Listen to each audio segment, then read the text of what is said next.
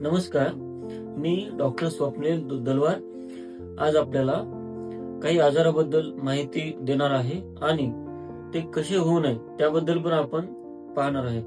तर आजकाल आपण बघतोय की आजची जी आपली जीवनशैली आहे आणि स्ट्रेसफुल लाईफ आहे त्याच्यामुळे जो कॅन्सर नावाचा आजार आहे हा खूप वाढतोय. रुटीन लाईफ मध्ये पण आपण बघतोय की वेगळे आजार पण वाढत आहेत. त्यामागचे खरे कारण काय आहेत? तर जसे की आपण बघतोय की पेस्टिसाइड्स आहेत, जास्त फवारलेले फळभाज्या आहेत जे आपण नित्य नियमाने रोज घेत असतो. आपली जी जीवनशैली आहे, सकाळी उठण्यापासून तर रात्री झोपेपर्यंत जे काही आपल्या वेळा आहेत त्या बदललेल्या आहेत. रात्री जागरण जास्ती करणे, सकाळी उशिरा उठणे, हे जो गोष्ट आहे आपली खूप वाढलेली आहे. त्यासोबतच जंक फूडचा वापर आहे, पेस्टिसाइड्स आहेत, तर ह्या गोष्टी नित्य आपल्या खाण्यामध्ये जात आहेत. आपला जो आहार आहे हा खूप बदललेला आहे. आपल्या खाण्यामध्ये जंक फूडचा वापर सगळ्यात जास्त वाढलेला आहे. तर याच्यामुळे नेमकं होतं काय आणि कॅन्सर कसा डेव्हलप होतो तर त्याबद्दल बघूयात. हा जो आपण बघतोय हा एक डमी आहे. याच्यामध्ये ही आपली अन्ननलिका आहे. इथे आपलं आमाशयाचा भाग आहे, हे लिव्हर आहे, हे लार्ज इंटेस्टाईन, स्मॉल इंटेस्टाईन, छोटा आतड आणि मोठा आतड, हे सगळं आपल्या शरीरामध्ये महत्वाचे अवयव आहेत. जो काही आपण आहार घेतो तो इथून पहिले आपल्या पिशवीमध्ये जातो, आमाशयामध्ये जातो. इथे गेल्यानंतर त्याचं पाचन होतं. पण आजकाल आपण बघतो की लोकांना अजीर्णाचे खूप प्रॉब्लेम आहेत. त्यांना पोट साफ न होणे, त्यांना मूळव्याध होणे, मुतखडा होणे, असे अनेक आजार आपण आजकाल वाढलेले बघतोय. याचं मुख्य कारण आहे की आपण जो आहार घेतो त्याचं पाचनच बरोबर न होणे, मंदाग्नी, हे सगळ्यात मोठं कारण त्यामध्ये सांगितलेलं आहे.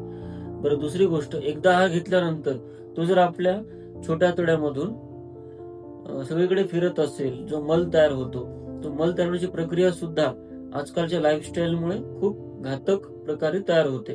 तर त्यामध्ये जे अजिनोमोटो मीठ आहे, जे आपण हॉटेलमध्ये खातो वारंवार, किंवा घरी सुद्धा पॅकेट फूड खातो जास्ती, घरी सुद्धा आपण जे काही केमिकल पेस्टिसाइड च्या फळभाज्या आणतो, जास्ती करून आपण जे तेल वापरतो ते सुद्धा ते तेल नॅचरल नाही आहे. तर तेलामध्ये सुद्धा भेसळ आलेली आहे. ट्रिपल फिल्टर असे तेल जे असतात ते एक प्रकारे विषच म्हणू आपण त्याला. तर ह्या सगळ्यांमुळे आपलं जी छोटा आतडा आहे, इथे हा पॅनक्रियासचा भाग आहे छोटासा, तर अनेक लोकांना पॅनक्रियाटिसचे लक्षणं दिसत आहेत. ते पॅनक्रियाटायटिस हा जो आजार आहे हा मुख्यतः आपल्या जेवणाच्या वेळा बरोबर नसणे, बदलून बदलून जेवणाची वेळ असणे, किंवा आपली वेळ जेवणाची झालेली आहे, आपण तो जेवण करत नाहीये, उशिरा जेवण करतो. त्याच्यामुळे काय होतं की आपले जे पाचक स्त्राव असतात, जे की लिव्हर म्हणून सिक्रेशन्स होतात, हे सिक्रेशन्स इथे आमाशयामध्ये येतात, परंतु आपण त्यावेळी जेवण न केल्यामुळे ते सिक्रेशन्स निघून जातात.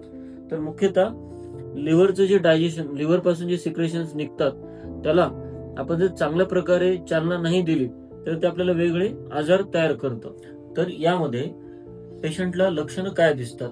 तर मुख्यतः अशा लोकांना करपट ढेकर येणे, आंबट ढेकर येणे, पोट गच्च वाटणे, आम्लपित्त होणे, वारंवार आम्लपित्त होणे, रोज सकाळी आंबट पाणी पडणे, त्यानंतर त्यांना काही औषधी किंवा गोळ्या खाल्ल्यानंतर बरं वाटणे, परंतु तोच आजार पुन्हा पुन्हा रिपीट होणे. तर कुठलेही जेव्हा आपण अँटासिड्स किंवा कुठली औषधी घेतो ती जर आपण खूप जास्त दिवस घेत असेल तर मग अशा वेळी आपल्याला कुठलाही गंभीर आजार होण्याची दाट शक्यता असते. आपण डॉक्टरच्या सल्ल्यानेच कोणती औषधी घेणे गरजेचं असतं. त्यानंतर जेव्हा हे अन्न खालच्या दिशेला येतं त्यावेळी जर आपण मानसिक ताणतणाव किंवा स्ट्रेस मध्ये असेल तर त्या अन्नाचं पचन न होता त्याचं इंडायजेशन, अजीर्ण तयार होतं, आणि हेच खरं कारण आहे आपल्या आजाराचं.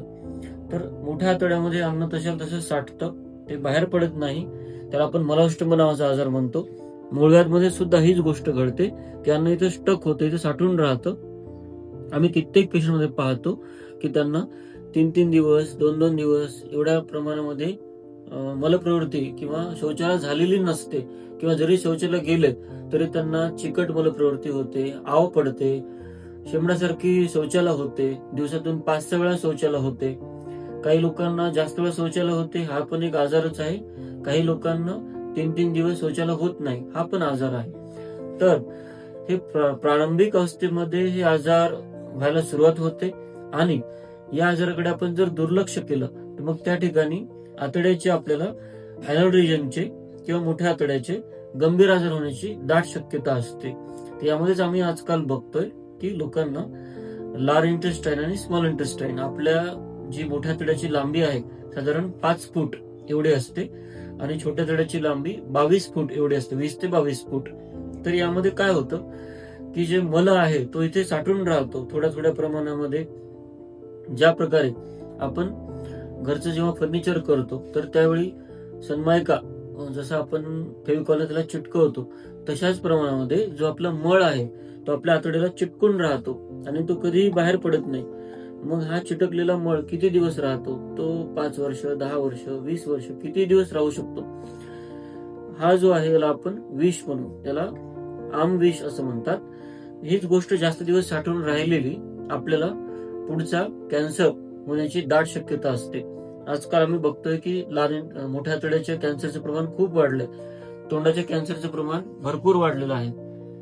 जे पेशंट पान, तंबाखू, गुटखा, सुपारी हे खातात त्यांच्यामध्ये तर तोंडाचा कॅन्सर दिसतोच, परंतु जे लोक हे खात नाहीत त्यांच्यामध्ये सुद्धा आता सांगितल्याप्रमाणे जे विषारी गॅसेस आणि वायू इथे तयार होतात, हे सगळे विषारी वायू थ्रू आपल्या अन्ननलिकेद्वारे किंवा आपल्या श्वासनलिकेद्वारे हे वरती येतात आणि मुखामध्ये तिथे जंतू संसर्ग होऊन तो आजार तयार होतो.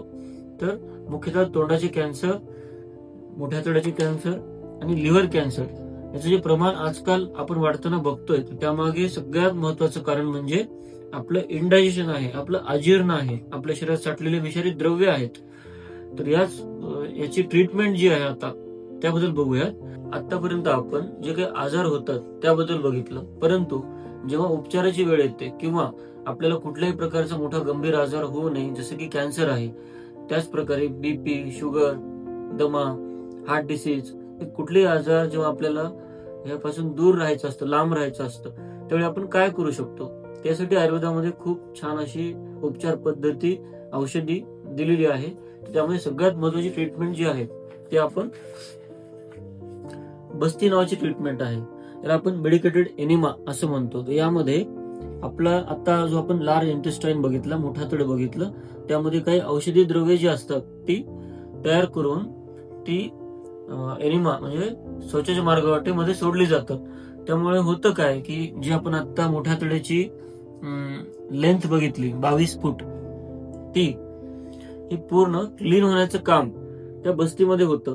इथे आपण बघतोय की म्हणजे जी पूर्ण लांबी आहे जवळपास 22 फूट असते, 20 ते 22 फूट, आणि 5 फूट हे पूर्ण क्लीन होण्यासाठी काही औषधी मदत करतात. परंतु याला चांगल्या प्रकारे क्लीन करण्यासाठी जसं आपण आपल्या गाडीची सर्व्हिसिंग करतो, सर्व्हिसिंग मध्ये आपण प्रत्येक छोटा मोठा पार्ट साफ करत असतो, पण आपण आपल्या आतड्याची कधी सफाई करतो का किंवा स्वच्छता करतो का? तर कधीच नाही.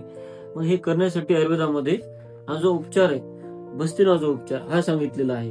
हे कोणी करायला पाहिजे? तर ज्यांना पोटाच्या कुठल्याही तक्रारी असतात छोट्या मोठ्या, त्यांना गॅसेस होतात, त्यांना अजीर्ण होतं, त्यांना जळजळ होते, त्यांना घशामध्ये आंबट पाणी येतं, त्यांना मलास्तंभ असतं, खूप दिवसापासून शौचालय साफ होत नाही, अशा सगळ्या लोकांना ज्यांना की भविष्यामध्ये मोठे आजार होण्याची भीती असते, हे सगळ्यांनी ते करू शकतो आपण. यामध्ये सिंपल मेथड असते, जसं आपण इथे बघतोय. याला म्हणतात एनिमा पॉट, जे की सिरिंज असतं, याच्यामध्ये आपण औषधी घेत असतो. या औषधीमध्ये मुख्यत्वे वेगळ्या प्रकारचे काढे किंवा तेल, किंवा आपण ज्या डॉक्टरकडे जातो त्यांनी आपल्याला, कोणते आयुर्वेदिक डॉक्टर आपल्याला सांगतात की बाबा हे याच्यामध्ये कुठले काढे किंवा तेल आपण घ्यायचे आहे. मग विशिष्ट पद्धतीद्वारे, जसं की स्नेहन आहे, स्वेदन आहे, त्या पद्धतीद्वारे पहिल्यांदा करून नंतर हे कॅथेटरला असं अटॅच केलं जातं.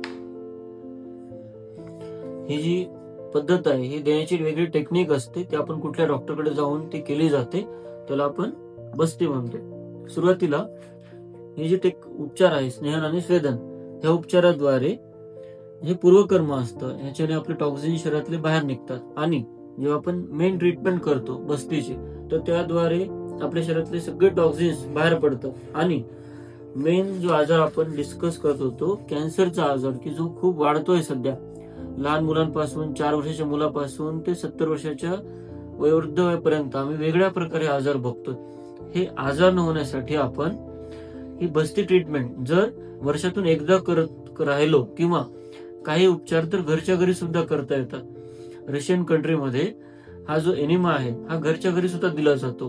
तर या उपचाराद्वारे आपण अशा अनेक गंभीर आजारापासून दूर राहू शकतो. थँक्यू. ऍड्रेस आहे श्री विश्वाकार आयुर्वेद हॉस्पिटल, अण्णाभाऊ साठे चौक, सैलानी हॉटेलच्या मागे, नांदेड.